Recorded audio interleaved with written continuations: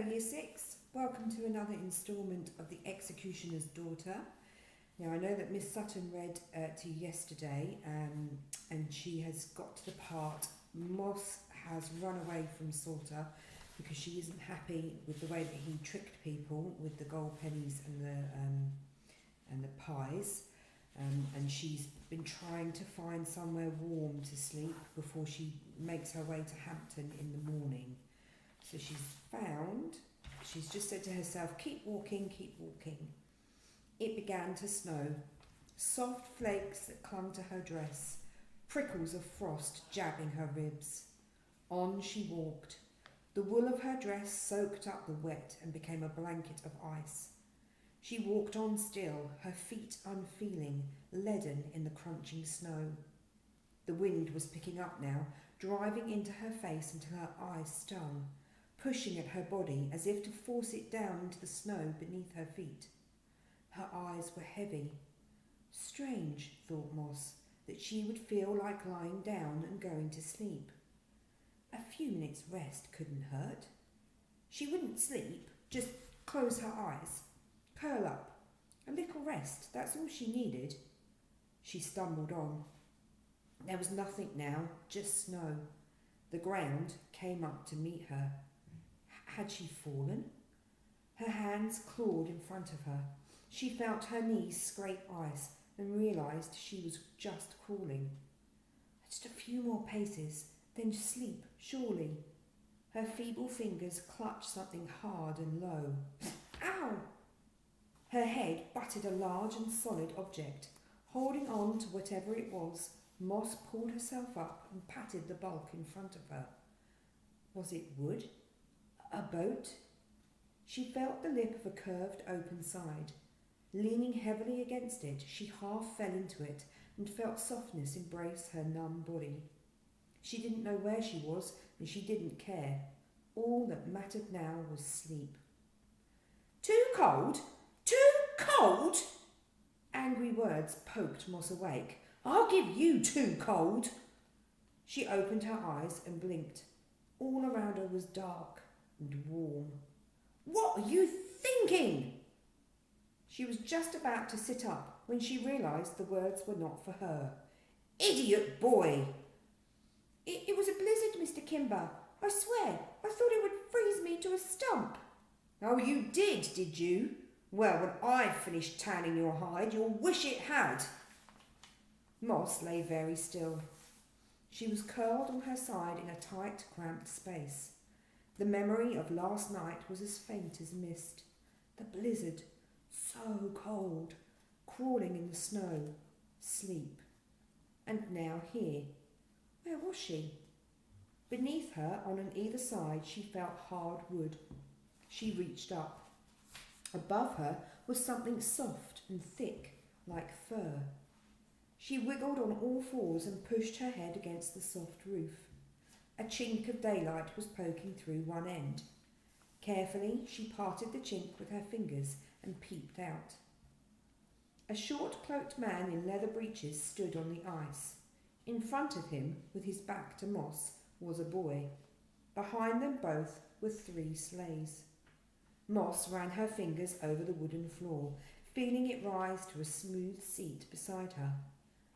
Was this a sleigh? Somehow she had managed to crawl up here last night in the darkness and the blinding snow and had fallen asleep in the well of the seat. Outside, the sleigh master was still bellowing. And if I ever catch you leaving the sleighs unguarded again, I'll give you a whipping that'll rip your hide from your breeches. Now get back to the stables and make yourself useful. That idiot Tom Wells is more fool than you. He fed the horses mouldy oats last night, and now the slop runs from their backsides like a yellow river. The boy hurried off, and the sleigh master began brushing the snow from the sleighs. He still had his back to her. She had to get out of this thing before he found her. Gently, she lifted the fur and slid slowly out of the sleigh onto the ice. Crouching behind it, she looked around. Everything was unfamiliar. It was the riverbank, but not the one that she knew. Rising from the river in front of her was a wall of tinkling windows. A gentle ramp ran down one side of the wall to where the sleighs were tethered, one silver, two brown, and the one she was hiding in. A robed man appeared on the ramp and crunched his way through the snow to the bottom. Moss dived under the sleigh. "Bring the horses down, Kimber. The king and the queen will be travelling shortly. Separate sleighs." "Yes, sir," said the sleighmaster, "but I thought—" "It doesn't matter what you thought. They will ride separately. The king in the silver, Queen Anne may have—" He cast his eye over the sleighs and pointed directly at Moss. "That one there, the black." "Yes, sir." "Be brisk now, Kimber. They leave for Hampton at 1 o'clock. Hampton? Moss couldn't believe her ears. She slipped further under the sleigh and heard the sleighmaster follow the other man back up the ramp. Hampton! She wriggled onto her back.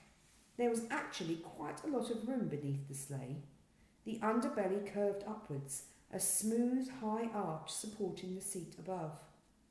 Two ornately carved boards hung down the sides, like curtains. The weight of the sleigh rested on two smooth runners, braced across the width by 3 slim lengths of wood. Moss leant on one. The brace creaked, but took her weight.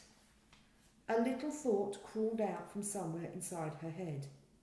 This sleigh was going to Hampton. Could she somehow go with it? Easing herself onto the wooden braces, she lay across them on her back and dug her feet against the front of the sleigh. She gripped the supports that joined the runners to the seat. It wasn't exactly comfortable, but who cared? Wherever this sleigh was going, there had to be a chance the Hampton wheel might be somewhere nearby, and it would be a lot quicker than walking. Before long, Kimber returned with 4 greys, followed by stable boys leading a procession of other horses. He barked out orders, and after a great deal of confusion, it seemed the horses had been harnessed. Moss felt her sleigh move as someone climbed aboard. Wedged on her back, she could see many feet now, robes sweeping down the ramp. "Make way for His Majesty King Henry!" boomed a voice. The swirling robes parted, and a pair of stout, purple-hosed legs strode across the ice. Strides that took some effort, observed Moss, and were hampered by a limp. They stopped at the silver sleigh, and the robes closed in around them. "Get off me, you fussers!" growled a voice. "I'm no invalid. I'll take any one of you in the tilt-yard, blindfold, with one arm tied behind my back. Now leave me be!" The robes stepped back, and Moss heard grunts as the stout legs heaved themselves up and into the sleigh. "Where is she, then?" "She's coming, Your Majesty," a woman's voice. "Keep her king waiting, would she? Luther's teeth! I spent less time waiting for a divorce. Damn it, she can catch up. We ride to Hampton now." Moss heard the snap of a whip, and the silver sleigh jerked away. Down the ramp came a flurry of skirts. "I'm sorry, Your Highness. The king has only just this minute left." "And I'm to travel alone in this mournful sleigh?" came a new voice. "No matter. Are these horses fast?" "Yes, Your Highness. 2 young Neapolitan coursers that don't mind the ice and will take you swiftly." "Good. Then we'll go now." Moss felt the sleigh creak above her as the Queen climbed aboard, followed by another lady. The whip cracked, and the horses jerked the sleigh off its spot, nearly tipping Moss onto the ice. She clamped her hands to the supports, stiffening her back, digging her boots hard against the board at the front of the sleigh.